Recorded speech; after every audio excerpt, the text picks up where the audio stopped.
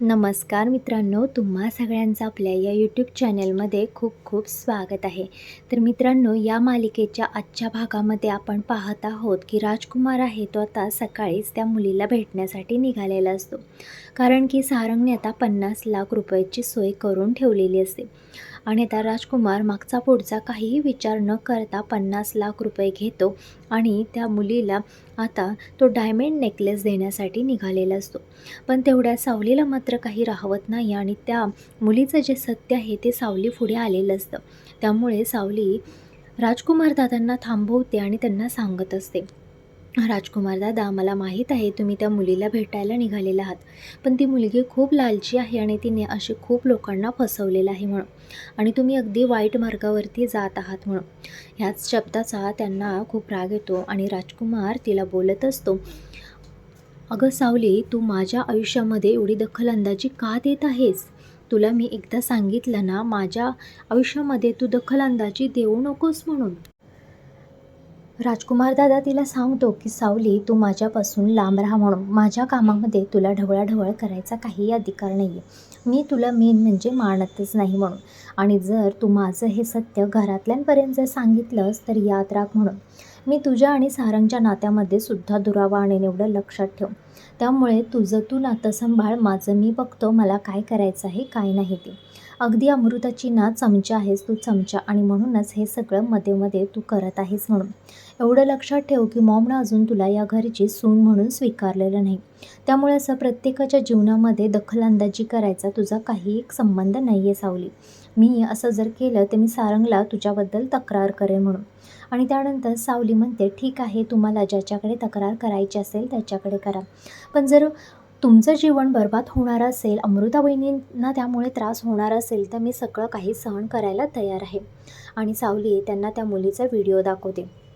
पण राजकुमारला ते सगळं तिचं फ्रॉड वाटत असतं. तरी देखील राजकुमार तिचं काही एक ऐकत नाही आणि त्या मुलीला भेटण्यासाठी तो निघालेला असतो. सावलीला मात्र आता कळत नाही की आपण काय करावं, आणि ती त्यानंतर सावली जी आहे ती देवाला फोन करते आणि देवाला सगळं काही सांगते. मी राजकुमार दादांना एवढं समजवण्याचा प्रयत्न केला, पण त्यांना माझ्यावरती विश्वास नाही आणि त्यांना आता त्या मुलीचं सत्य जे आहे ते त्यांच्या पुढे आपल्याला आणलंच पाहिजे. तेव्हा देवा म्हणतो की हां, बोल सावली, काय करायचं आहे, मी सगळं काही करायला तयार आहे. तेव्हा सावली पुढचा प्लॅन सगळ्या त्याला समजून सांगत असते आणि देवा म्हणतो, माझी बहीण, तू काही काळजी करू नको, मी हा भाऊ तुझ्या पाठीशी आहे, मी सगळं काही व्यवस्थित करेन म्हणून. आणि त्यानंतर सावलीसुद्धा आपली बॅग घेऊन राजकुमारच्या मागे मागे निघालेली असते.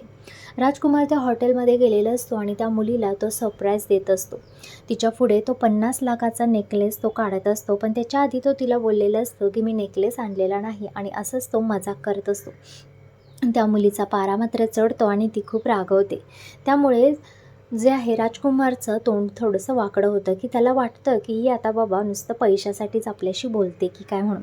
पण तो लगेच त्याचा मूड ठीक करतो आणि तिला म्हणतो की हे बघ, सरप्राईज मी तुझ्यासाठी आणलेलं आहे म्हणून. आणि ती मुलगी खुश होते आणि राजकुमारला मिठी मारत असते. हे सगळं आता तिथं देवा आणि सावली दोघं बसून ते सगळं रेकॉर्डिंग करत असतात आणि हे सगळं रेकॉर्डिंग सावलीच्या मोबाईलमध्ये असतं. आणि त्यानंतर आता देवा म्हणतो की मी सुद्धा आपल्या पोलीस स्टेशनमधून 50 लाख रुपयाचा तसाच्या तसा हार मी घेऊन आलेलो आहे. तू आता जसं सांगितलेलं आहेस तसा प्लॅन आता आपण करूया म्हणून.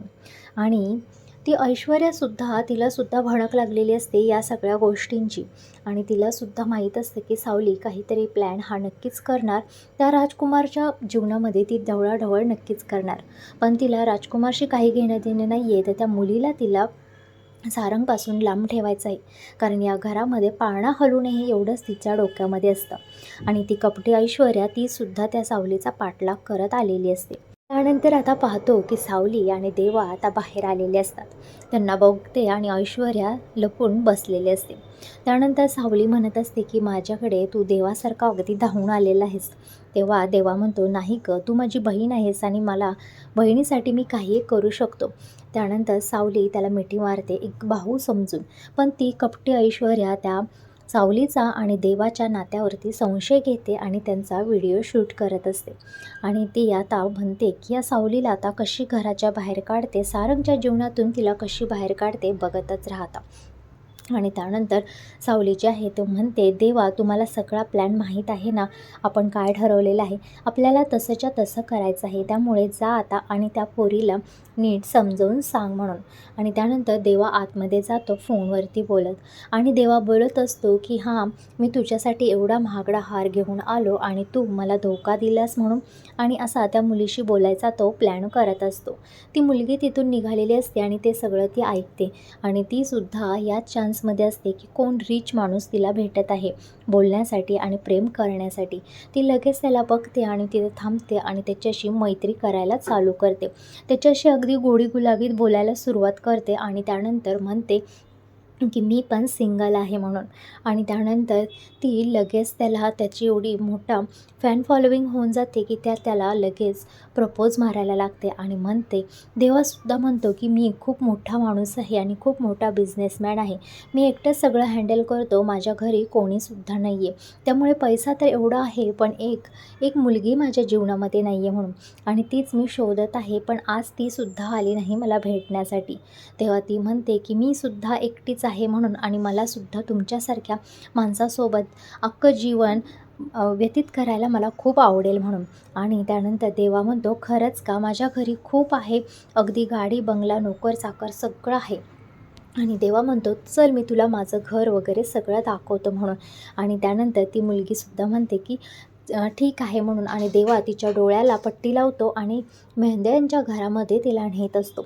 इकडे आता सावली वगैरे घरी पोचलेली असते, ऐश्वर्या पण घरी आलेली असते. सावलीनं सगळ्यांनाच घरी बोलवून घेतलेलं असतं.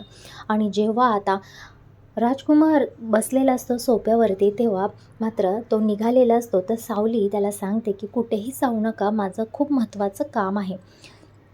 त्यानंतर तिलोत्तमा म्हणते, हिचं काय आता काम आहे आणि आम्हा सगळ्यांना असं काय इथे थांबवून ठेवलेलं आहे.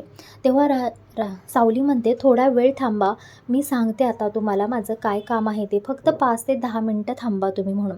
आणि त्यानंतर सगळे वाट बघत असतात, पण तरीही सावलीचं काहीच रिस्पॉन्स नसतो. सावली मात्र फेऱ्या मारत असते, ती देवाची वाट बघत असते. पण मात्र घरातले म्हणायला लागतात, आता बस झालं. राजकुमार म्हणतो, मी आता थांबू शकत नाही, मला आता जायचं आहे म्हणून. आणि तेवढ्यातच तिथे येतात तो म्हणजे देवा त्या मुलीला घेऊन, आणि त्या मुलीच्या डोळ्यावरची पट्टी काढतो आणि तिला बोलतो सरप्राईज म्हणून. आणि सगळा काही घरामध्ये गोंधळ उडतो. तिलोत्तमा तर म्हणते, ही तीच मुलगी आहे ना जी व्हिडिओमध्ये मी तिला पाहिलं होतं म्हणून. आणि त्यानंतर घरामध्ये सगळा गोंधळ उडालेला असतो.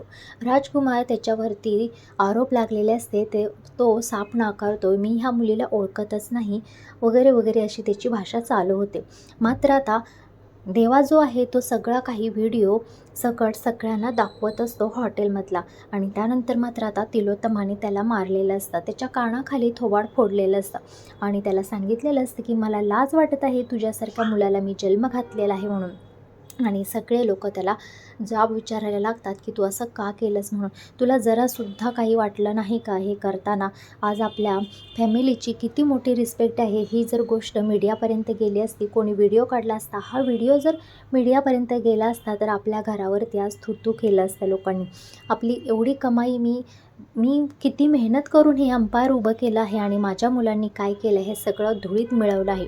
आज मला लाज वाटत आहे की मी तुमच्यासारखी मुलं जन्माला घातलेली आहेत. तेव्हा सारंगसुद्धा म्हणतो की हो दादा, तू हे खूप साफ चुकीचं वागलेलं आहेस, मी किती डोळे झाकून तुझ्यावरती विश्वास ठेवला ना आत्तापर्यंत, मी सावलीला तुझ्यामुळे सुनवलं होतं आणि मी तुझ्यावरती विश्वास ठेवला होता म्हणून. आणि त्यानंतर सारंगसुद्धा म्हणतो की दादा, तू काय करून बसला आहेस ते, तुला जरासुद्धा अमृता वहिनीवरती प्रेम नाही का, जरासुद्धा तिच्या आणि तुझ्या नात्याचा विचार तुझ्या मनामध्ये नाही आला का. आणि हे सगळं चालू असताना मात्र आता ठिणगी पेटवायची होती, ती म्हणजे ऐश्वर्याला. ऐश्वर्या म्हणते, अरे सारंग, तू जे बोलत आहेस ना ते तुझ्या बाबतीतसुद्धा लागू होतं, तू काय राजकुमारला काय दोष देत आहे. अरे ज्या मुलीनं हे सगळं उघड केलेलं आहे त्या मुलीचं काय अफेअर बाहेर चालू आहे हे तुला माहीत आहे का सारंग. तेव्हा सारंग म्हणतो की ऐश्वर्या वहिनी, काय बोलत आहेस ते, तुला काही कळते का, तू काय बोलतेस ते. त्यावरती ऐश्वर्या म्हणते, हो मला चांगलंच कळते की मी काय बोलते ते, आणि मी सुद्धा काही फक्त बोलत नाही, तर माझ्याकडे सुद्धा असा एक व्हिडिओ आहे, एक पुरावा आहे की सावलीचं सुद्धा बाहेर अफेअर चालू आहे. हे ऐकून मात्र आता सगळ्यांचेच डोके फिरतात आणि सावलीला सुद्धा धक्का बसतो की माझं अफेअर असं कसं काय झालं नक्की. आणि सारंगलासुद्धा खूप मोठा धक्का बसतो. पण सारंग म्हणत असतो, नाही हे सगळं खोटं आहे, सावली असं कधीच वागू शकत नाही.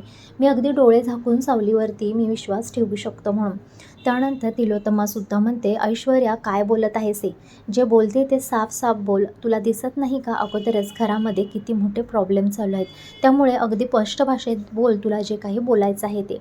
आणि त्यानंतर ऐश्वर्या म्हणते, मॉम ही मुलगी तुम्हाला दिसते तशीही नाही आहे. ही अगदी साधी भोळी बनायचा प्लॅन करत असते, पण ही साधी भोळी नाही आहे. ही खूप पोचलेली मुलगी आहे आणि हिने आणि ह्या देवाने दोघांनी मिळूनच हा सगळा प्लॅन आपल्याविरुद्ध हे सगळे गेम ही खेळत आहे. आणि त्याच मुलीला आज पकडण्यासाठी ही देवाबरोबर हिचं अफेअर चालू आहे. आणि पहिल्यापासून ही देवासोबत बोलत होती आणि देवाचं आणि हिचं कॉन्टॅक्ट असतं, ही त्याच्याशी सतत बोलते. आणि ऐश्वर्या जो आहे तो व्हिडिओ सगळ्यांना दाखवते की कसं देवाच्या मिठीमध्ये ती आलेली असते आणि देवाने तिला मिठी मारलेली असते. सावली सांगत असते की नाही असं काही नाही आहे म्हणून, देवा माझा भाऊ आहे म्हणून. पण त्यानंतर देखील कोणीही तिच्यावरती विश्वास कसा ठेवायचा यावरती आता प्रश्न सगळ्यांना पडलेला असतो. कारण की त्याच्यातील जे मिठी मारलेला व्हिडिओ आहे आणि आता जे अफेअरचं राजकुमारचं समोर आलेलं आहे त्याच्यावरून तर सगळ्यांच्या डोक्यात असंच बसलेलं असतं की आता सावलीचं सुद्धा ह्याच्याबरोबर अफेअर आहे की काय. म्हणून सगळ्यांना विचार पडलेला असतो की सावलीने सारंगला हाताशी धरून हे सगळं का नाही केलं, देवालाच हाताशी धरून हे सगळं का केलं म्हणून. सावली हे सगळं सारंगला सांगूनसुद्धा करू शकत होती, पण तिनं तसं केलं नाही. आणि कुठे ना कुठे आता सारंगच्या मनामध्ये सुद्धा सावलीबद्दल विष निर्माण करण्याचा प्रयत्न ही ऐश्वर्या करत आहे. सारंगला मात्र या सगळ्यांवरती बिलकुलही विश्वास नसतो. तो म्हणत असतो असं काही सावलीचं नाही आहे, पण ऐश्वर्या मात्र गप्प बसायला तयार नसते.